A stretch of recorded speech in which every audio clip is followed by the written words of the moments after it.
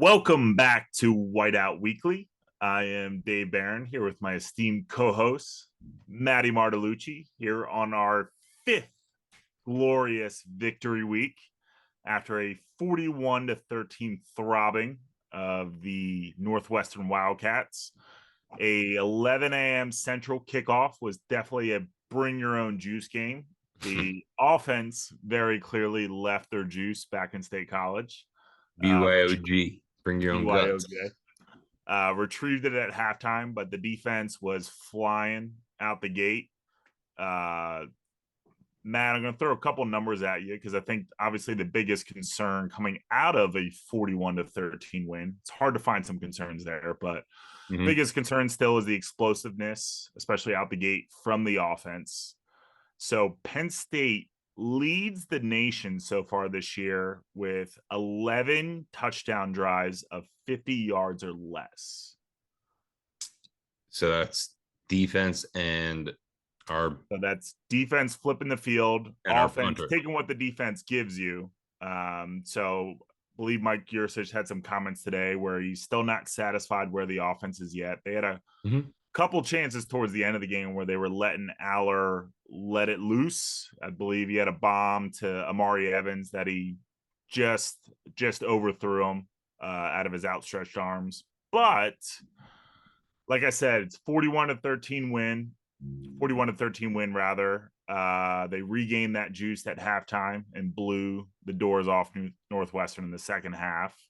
They got Bo Pribula some much needed reps as he came in, and I think Bo Pribula is the cover king for this year's Penn State squad because he did against West Virginia, does it and against it's under the best guys ever, where it's like these are valuable reps for backup sophomore. You know, we got to score touchdowns still, so it's for the cover kings.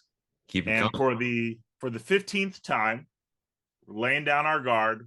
We realize it wasn't a fake kneel. So yes, everyone, all of our followers, we appreciate you calling us out on it. Yes, thanks for the football in the moment, it definitely looked like a fake kneel. But we realized after the fact that our bad. Yeah, our bad. But nonetheless, Penn State covers again. So they're undefeated straight up and against the spread. It's another stat, Matt. There are one of 5 teams that are in that category. We got Penn State, Oregon, Oklahoma, Syracuse, and Liberty are the only remaining teams that are undefeated both straight up and against the spread. You could not list 5 different teams. I would never have guessed those 5 teams in a billion guesses. Neither would I. You kidding me? You kidding me? I got some stats to throw right back at you, Dave. You think you're the stat master? Here we go. So Penn State, we all know the Big Ten East is king, dominates the Big Ten West. So much so that since 2016, Penn State is 20-5 straight up against Big Ten West teams and 15-9-1 against the spread. And just to go over the dominance of the past year and 3 games, we are 6-0 straight up and 5-1 against the spread against Big Ten West teams in the past 2 years. Only that was dominance, difference of, competitiveness in the divisions, and I'm sick of it. Yeah. Abolish them all. Last year. One conference. And got 3 more for you here. Lay them on me. Lying down on just that. I'm coming with the heat. And in recovery. I'm looking at stats all week. So that is Penn State's 9th straight win by 14 or more points. Their 12th straight game scoring 30 or more points. And they have scored in 32 straight quarters, which all 3 of those are the longest active streak in all of college football. So people, I've heard over the internet, some people kind of trying to trash Penn State's name, being like, oh, they're not all that. Who have they played? Numbers speak for themselves. We are one of the premier offenses when we get it going in college football. But like you said, it is a little concerning that we have slow starts, but thank God we have you can't really see it, the slang, the faceless defense, shirts on sale. I was so happy when the announcer was like, you never know who's going to get there. It's just a white hat. It's just a nameless, faceless defense. And I was like, thank you. All my nerd Game of Thrones references finally paid off. So I want to talk about, obviously we're going into the bye week. Mm-hmm. I want to talk about, because I love your Penn State knowledge of the underclassmen and everything. I want to know a couple underclassmen that have surprised you the most so far this season. I think one for me, I've really been impressed with Zion Tracy. So he was one of the freshmen that we indicated at the beginning of the year that was greenlit and was going to be playing out the gate. Had a big play this past week against Northwestern on the fake punt that they tried to run. So it was 4th and short, and then he ended up making a big time stop on special teams. So he hasn't gotten quite the amount of reps quite yet on defense, but he's been in there in spots, but really making a name for himself, like I mentioned this past week, on special teams and all throughout the year.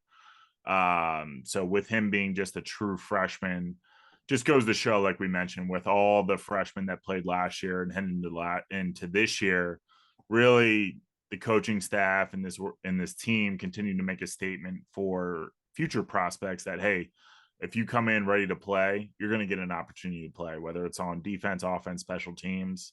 You're going to have an opportunity to make a name for yourself. So been really impressed with Zion Tracy. And then also I'd say on the offensive side is Drew Shelton.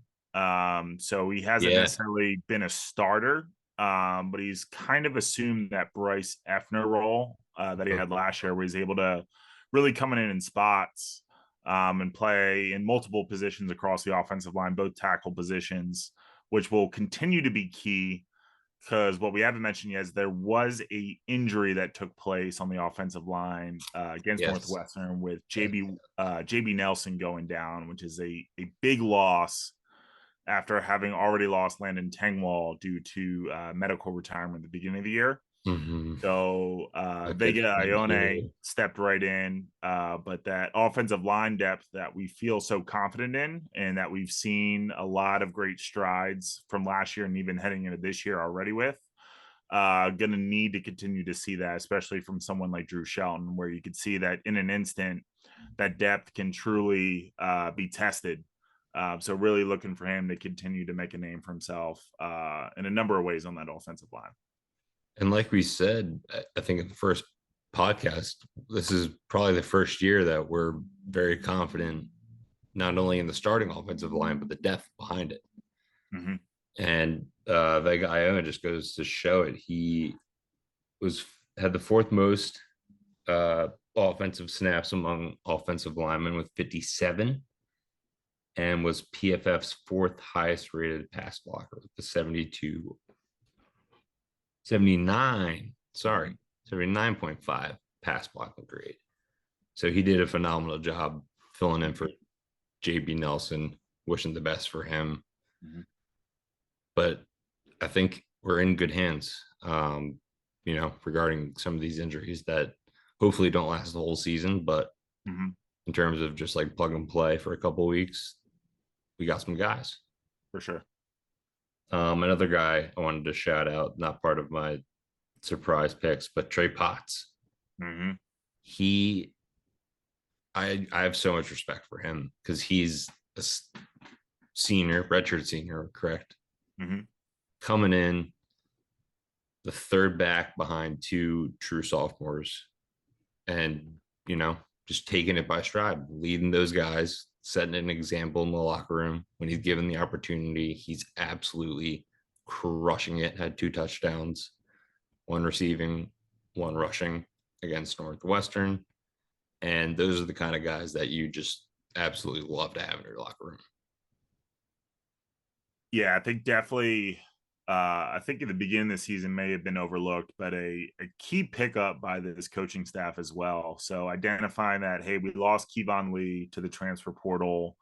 Very fortunate last season, the fact that Singleton and Allen were able to go the distance. And obviously we're praying for that again this year. Knock on wood, every piece of wood you got, as they've been extremely effective. But to be able to have that third back in there, to be able to take reps and continue to give the underclassmen time. So looking at Cam Wallace and London Montgomery and some of those younger guys that came into the program that don't necessarily need to produce right away, but continue to get reps in practice, but have a proven, tested guy who would have gotten more reps at Minnesota if not for Muhammad Ibrahim. Yeah.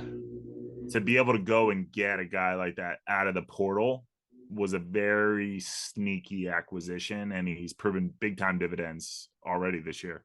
And it also helps because, I mean, put it in realistic terms, Singleton and Keytron are still true sophomores.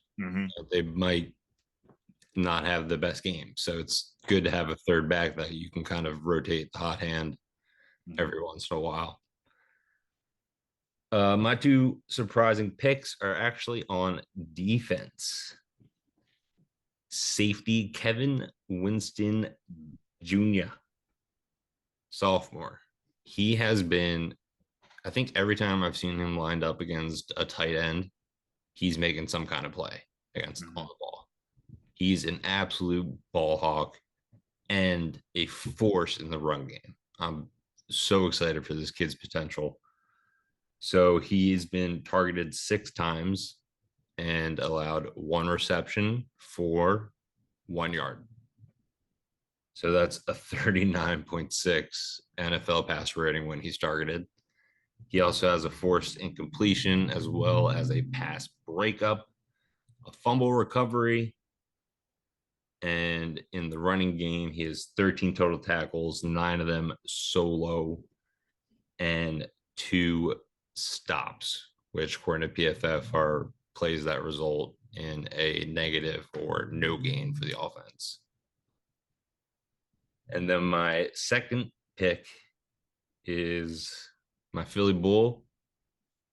We're going to call him the Prowler, Keon Wiley. He has been absolutely electric on special teams and in the run game, just making explosive plays all over the place. 7 tackles, 4 solo, and 3 defensive stops. And mind you, these are in limited snaps. So he's making the most of when he sees the field, he's making the most of it. And back to Zion Tracy. Speaking of special teams, he's 3rd on the team in special teams tackles, or tied for 2nd, actually, with 2.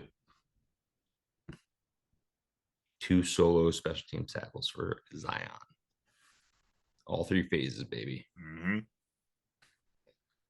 So before we head into the greatest betting competition of all time, which was shaken up this past week, let us go around the trenches, aka around the Big Ten. Trenches on 3. 1, 2, 3. Woo! Got regular gas. We run diesel premium only. Voice crack on the snap. Personal foul. 69. Offense. He was giving them the business. We played it there. Yeah, so starting off, Michigan welcoming their Lord and Savior back, Mr. Jim Harbaugh. First game back after a 4-game suspension, which I think Michigan could have won any of those games with anyone at the helm. Played their first real complete game as they demolished Nebraska 45-7. So Michigan continues to show that they will continue to remain as top of the class in the Big Ten East. And yeah, I didn't follow that game much, but I saw JJ McCarthy was just absolutely accurate as can be. And was Harbaugh wearing the classic khakis tucked in? You know it. Yeah, of course. Hate that. I hate that. Yeah. But so Michigan continues to be a formidable foe. Iowa, after their whiteout shutout in Happy Valley, bounced back to beat a very ailing Michigan State team at home at Kinnick. They were losing at one point. But starting quarterback Cade McNamara left that game injured, and sources are saying that they believe it is a torn ACL that will sideline him for the remainder of the season. Hate to see that for anyone, but especially Cade, who last year was basically a medical redshirt his last year at Michigan as he was injured, which ended up giving the job to McCarthy. But to see him go down again here, tough pill to swallow, but definitely tough for the Hawkeyes, especially with a offensive coordinator, Brian Ferentz, who's on the hot seat, and with a contract incentive for the team to score 325 points total this year. That definitely puts his contract. Yes, that's crazy. Got an incentive for the team. I believe it's 325 total points, which is about 26 points a game, 26, 27. So that is definitely in jeopardy. Is that in a lot of contracts? I think this one may have been specifically because of Iowa's known struggles on offense that they needed to ensure that they had a rebound here. I need to look that up because, like, the last couple of weeks, you might want to take the team total over. Just, so the head coach gets his incentive. Well, I'm gonna write that. That's a little sharp play right there. Yeah, buddy. Coach incentives. But otherwise, Iowa bounces back. Like I said, Michigan State going down the toilet. Some rumors swirling about friendly Big Ten coach Urban Meyer, whose name's being tossed around the ringer as a potential candidate. Oh my God. The guy just can't seem to get away from coaching, no matter how disastrous his last stop was. But that would be a bonfire if he coached at Michigan State. Are you kidding me? That'd be just lighting the fuse. It absolutely would. But we shall see how that. Please do it. I would love that. Continuing around the Big Ten East, Maryland destroying the Indiana Speakers. 44-17. Talia with a big time game, 350 yards, 5+ tutties. He's legit. He is legit. That offense is legit. So very interested to see their matchup with Ohio State this week. Nice little test there. Put some additional tape out there for Penn State to study post UMass, but obviously we're focused on UMass. Want to know every week. With Maryland though, they have so many weapons. They had two guys go for over 100 yards receiving, Deshaun Jones and Ty Felton. And then their star running back, Roman Hemby, was kind of struggling to get his game going. And they bring in Antoine Littleton, who just absolutely crushes it. So they're looking very formidable on offense. Defense is a little suspect. Has some gaps that we can take advantage of, I think, for sure. Yeah. But yeah, Maryland is a legit team. Yeah, they're legit. They're staying afloat. The Big Ten East still undefeated, so they're hanging in there. Wrapping up the Big Ten East, you got Rutgers, demolishes. Might as well call them Sisters of the Poor University, but it was Wagner, 52-3. But Rutgers improves to 4-1. They got a big time test this week at Wisconsin, followed by a home matchup versus Michigan State. If Rutgers could pull off the upset this week, they would be 6-1 heading into a big time matchup against the Buckeyes in Piscataway. So that could get very, very interesting if Rutgers can continue this hot streak. I think that Rutgers team is dangerous, man. I think they've all bought in to the head coach, their quarterback. I'm blanking on his name right now. The Rutgers quarterback is a true dual threat, has an arm, accuracy, and then their running back, Monaghan, Monangai. Believe He's so, like a home run threat. So they're on like RPO mixes combined with pro formation. Yeah. Shiano's got him bought in. And actually, sorry, I just looked it up.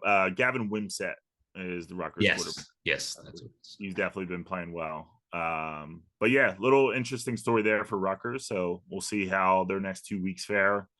And then wrapping up with the Big Ten West, Minnesota survives the Raging Cajuns as they come to Minneapolis with 35-24 victory to stay in the thick of that Big Ten West race. That's exactly the note I wrote. Minnesota survives the Raging Cajuns. Love that.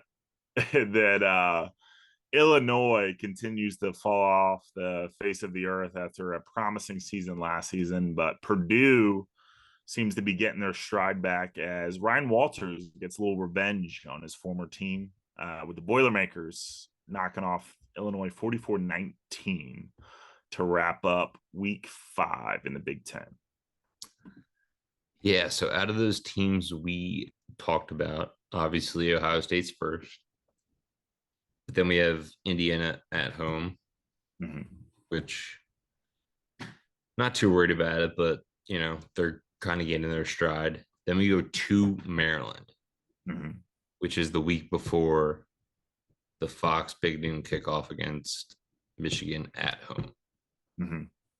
Not trying to look ahead too much, but that at Maryland game, I hope James Franklin just like ties mousetraps to the ceiling and like in the old school days in the locker room, just to remind everybody, hey, this is a trap game. Yeah. Be on your P's and Q's. Everyone get ready to go. This is not a normal game. This is a trap game. For sure. And then after Michigan, we have Rutgers. So that's a Maryland, Michigan, Rutgers. I never thought I would say it, but that's a tough 3-game stretch. Especially when you have to go at Maryland. Yeah. A different story if that was at home. Just one last thing on Minnesota.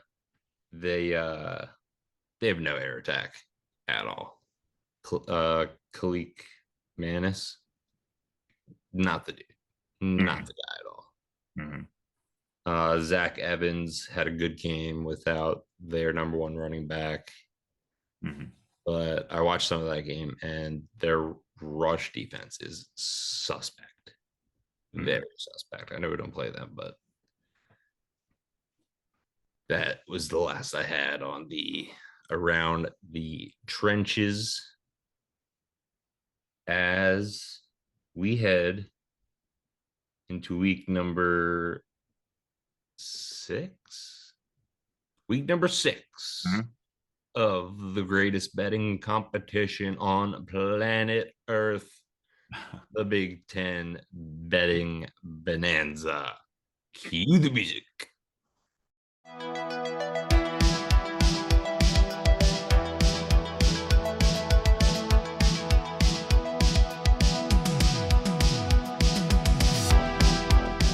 It is white. What am I talking about? It is the Big Ten betting bonanza, and things in the standings got shaken up last week. Finally, I am above 500. Probably for the first time in a year and a half, I think I'm above 500, which is incredible for me. Last week, long journey. I hit Michigan minus 17.5. Michigan, Nebraska over 39.5. And Penn State team touchdowns over 4.5. Again, the cover freaking Kings. That's a 3-0 week for me. My second week, because we both went 3-0. Yeah. My second of the season. That brings me to 8-7 with 8 bonanza points. Dave, help me out. He went 1-2 last week. He won with the Cover Kings. Penn State minus 26.5. And then Davy Totals not living up to the nickname, lost on the Illinois Purdue under 53.5. That was 44-19. Wait, did that go over? I know you went out. Yeah, you went under. I mean, I'm used to you taking overs all the time. I know, me too. We gotta switch that up. Yeah. And then another under 49.5, lost that one, Minnesota, against those feisty Raging Cajuns. So Dave on the year, sorry, falls to 7-8, but more importantly, he's still in the lead with 9 Bonanza points because of that money line victory. Who was that? Who'd you bet on for that? That was early. It was Virginia Tech, wasn't it? Or Purdue at Virginia Tech?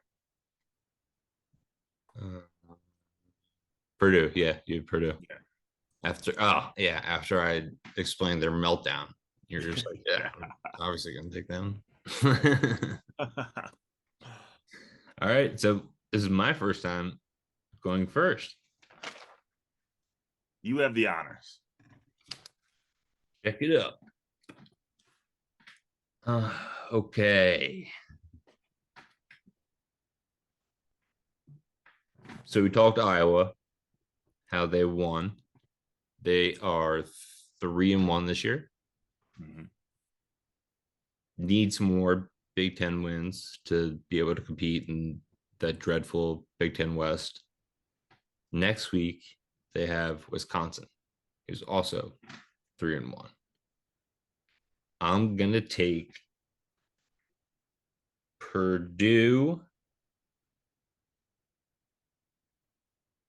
What's the spread there? I think it's 1.5. Purdue money line. Ooh. Plus 110. I like it. I had that one on my board. I thought they were going to be getting points there. Yeah, especially with that Cade news. Yeah, fuck, that's a weird spread. Whatever. Sticking. Stick with your guns. If I changed it and it hit, it would devastate me. All right, Dave boy. David Totals. All right, I'm gonna snatch this one up in case you're leaning this way. Take what I be, baby. I'm gonna take. I'm gonna ride the Maryland hot streak. I think plus 19.5 is a lot of points. I understand it's at the shoe, and Ohio State's a very formidable foe, but I do believe in Maryland's offense. Not totally sold on Ohio State's defense, so I'm going to take the Terps plus 19.5 in the shoe. That's a great pick. That was my second pick. You could probably tell after I was hyping them up and turning around the trenches. Trying to find this spread here. Again, same theory. Wisconsin faces Iowa next week. Both 3-1. Going to be a huge Big Ten West battle. A little bit of a look ahead, and guess who they're playing? The other team I was hyping up. So I'm going to take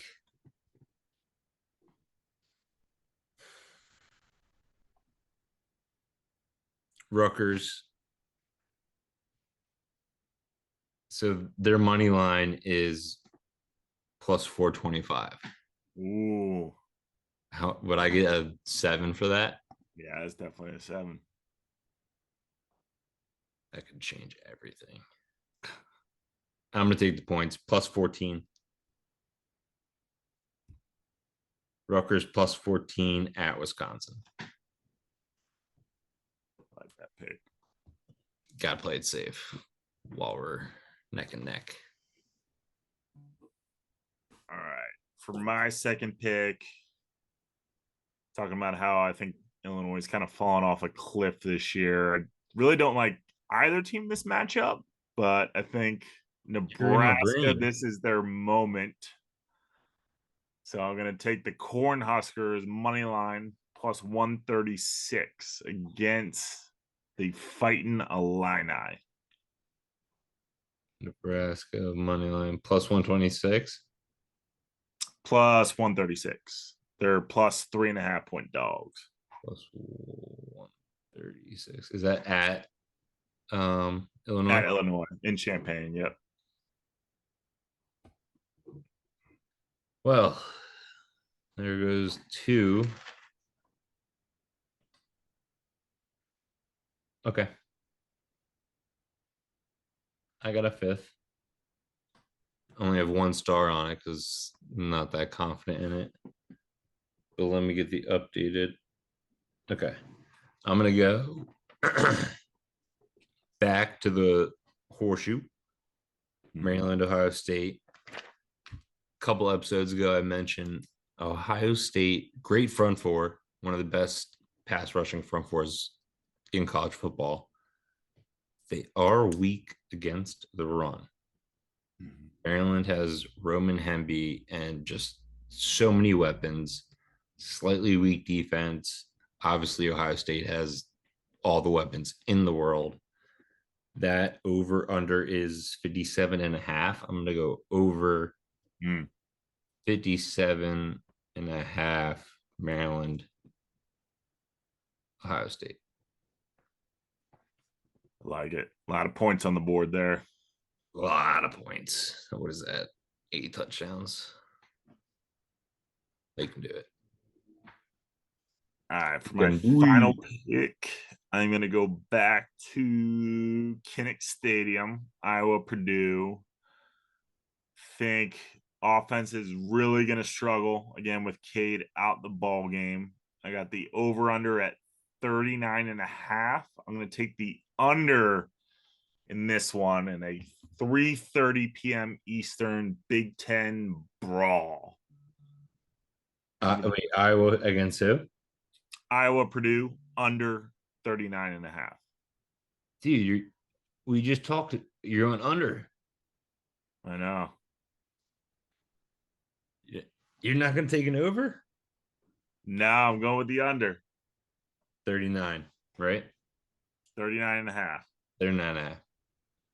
Bang. Back to the drawing board if it doesn't hit, but I'm feeling good about this one.